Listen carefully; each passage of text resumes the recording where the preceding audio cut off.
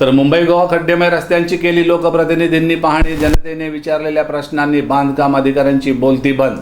मुंबई गोवा हा राष्ट्रीय महामार्ग चौपदरीकरण केला जाणार असल्याने त्याचे काम प्रगतीपथावर आहे, मात्र असणाऱ्या चांगल्या रस्त्याऐवजी खड्डेमय रस्त्यात रूपांतर झालं आहे। याबाबत राज्य आणि केंद्र शासनाकडे विविध तक्रारी आल्याने रत्नागिरीच्या खासदारांनी जनतेसमवेत खड्डेमय रस्त्याचा दौरा केला, मात्र या प्रसंगी जनतेने विचारलेल्या प्रश्नांनी अधिकाऱ्यांची एकच भंबेरी उडाली।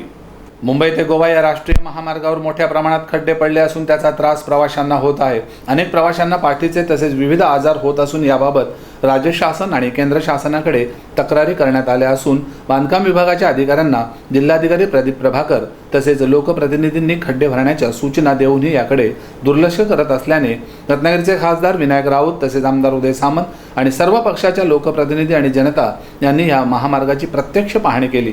त्यावेळी जनतेने विचारलेल्या प्रश्नांना बांधकाम विभागाच्या अधिकाऱ्यांना उत्तरे देता आली नाही।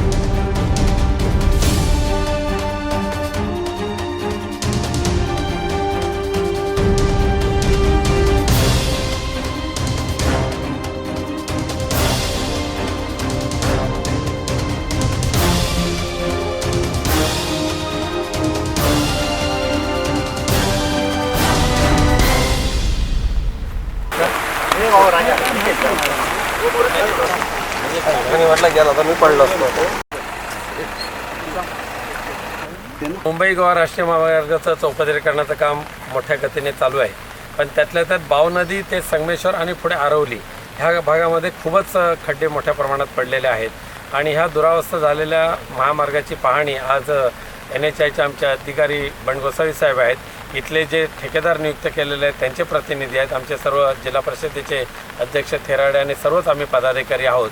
पदाधिकारी आणि अधिकारी आणि ठेकेदार कंपनीचे त्यांचे अधिकारी ह्या सर्वांच्या मिळून संयुक्त पाहणी केल्यानंतर कोणत्या परिस्थितीमध्ये तातडीने ह्या रस्त्याची दुरुस्ती करा।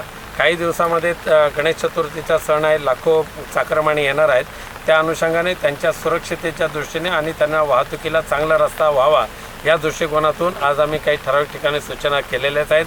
बहुतेक ठिकाणी कॉन्क्रीट टाकायच्या सूचना केलेल्या आहेत, काही ठिकाणी पेवर ब्लॉक मागच्या वर्षी जे बसवले तसे पेवर ब्लॉक बसवण्याच्या सूचना चालू आहेत आणि मला खात्री आहे आमचे अधिकारी बंडगोसावी साहेब आहेत आणि त्यांच्याबरोबर असणारे जे अधिकारी हे 24 तास ह्या रस्त्याच्या सुरक्षितेकडे लक्ष ठेवून राहिलेले आहेत। रस्त्याच्या वाहतुकीचे सुरक्षितेच्या अनुषंगाने आवश्यक असणारे जे काय सुरक्षितेचे नियम आहेत त्याचे तंतोतंत पालन करण्याचे सक्त आदेश संबंधित ठेकेदारांच्या अधिकाऱ्यांना दिलेले आहेत आणि येत्या थोडासा पावसाची उघड कमी झाली, पाऊस जो पडतोय ते कमी झाल्यानंतर ह्या रस्त्याच्या सुरक्षिततेसाठी एक चांगल्या पद्धतीची कारवाई केली जाईल। दरवर्षी आम्ही पेवर ब्लॉक जे आमच्या अधिकाऱ्यांनी टाकले होते ते काही ठिकाणी बघा आजही चांगल्या सुस्थितीत आहेत आणि कॉन्क्रीट यावेळेला नवीन प्रयोग जवळजवळ 2.5 ते 3 कोटी रुपये खर्च करून केवळ कॉन्क्रीटचं टाकण्याचं कामसुद्धा मंजूर करून घेण्यात आलेलं आहे। तेही काम लवकर चालू होईल, पण कोणत्या परिस्थितीत ठेकेदाराकडून हलगर्जीपणा केला जाणार नाही याची दक्षता आमचे अधिकारी बंडगोसावी साहेब हे पुरेपूर घेत आहेत आणि ते घेणार आहेत। त्या ठिकाणी सुद्धा या कंपनीवर फार मोठ्या प्रमाणात दंड आकारणी झालेली आहे, त्यांच्याकडून ती दंडाची रक्कमही वसूल केली गेलेली आहे, परंतु सुदैवाने सिंधुदुर्गातल्या चौपदरीकरणाने गती घेतलेली आहे, रत्नागिरीतील वाकेडपासूनच्या रस्त्याने गती घेतलेली आहे, चिपळूण ह्या भागामध्ये सुद्धा चांगल्या पद्धतीने रस्ता होईल। वाकेड ते झाराप इथपर्यंतचा नवीन रस्ता गणेश चतुर्थीच्या पूर्वी सुरू करण्याचे सुद्धा आमचे प्रयत्न आहेत। आमचे अधिकारी त्या दृष्टिकोनातून कार्यरत झालेले आहेत आणि मधला हा जो टप्पा आहे ह्या ठेकेदाराच्या विरोधातली आम्ही तक्रारसुद्धा वरिष्ठ म्हणजे केंद्रीय मंत्री नितीन गडकरी साहेबांकडे सुद्धा मी केलेले आहे, त्यांनी त्याची दक्षता घेतलेली आहे आणि या ठेकेदाराला तशा सूचना दिलेल्या आहेत, काम तातडीने सुरू करा त्याचबरोबर सुरक्षिततेचे नियमाचे पालन करा अशा पद्धतीचे आदेश दिले. आमचे अधिकारी कार्यक्षम आहेत, त्याच्यामध्ये त्यांनी कोणत्या कामामध्ये दिरंगाई करतात असं मला अजिबात दिसत नाही, कारण मी दररोज त्यांच्याबरोबर कमीत कमी 4 वेळा तरी फोनवर बोलत असतो. दुर्दैवाने त्यांची मॅनपॉवर आहे ही फार कमी आहे. एक बंडगोसावी आणि त्यांच्या हाताखाली फक्त 4 अधिकारी, एवढ्या जणांच्या म्हणजे तुटपुंज्या अधिकाऱ्यांच्या जोरावर ह्या मुंबई गोवा राष्ट्रीय महामार्गाचं सर्वेक्षणाचं काम ते करतात.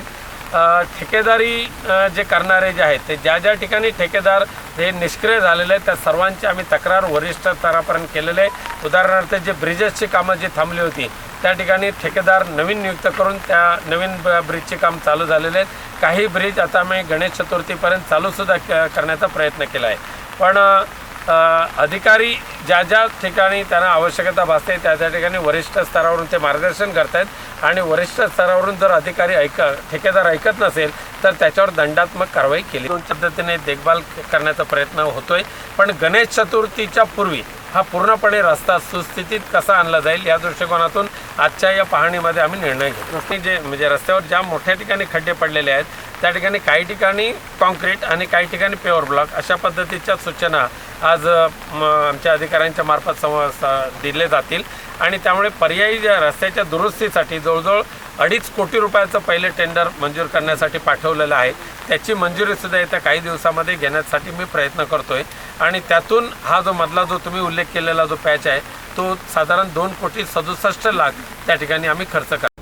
नेहमीची येतो पावसाळा या उक्तीप्रमाणे मुंबई गोवा महामार्गावर पडणारे खड्डे हे जैसे थेच असताना कोट्यावधी रुपये दरवर्षी खर्च केले जातात. मात्र खासदारांनी या रस्त्याचा दौरा केल्यानंतर गणपतीमध्ये हे सर्व रस्ते गुळगुळीत होतील अशी अपेक्षा आता जनतेतून व्यक्त केली जात आहे.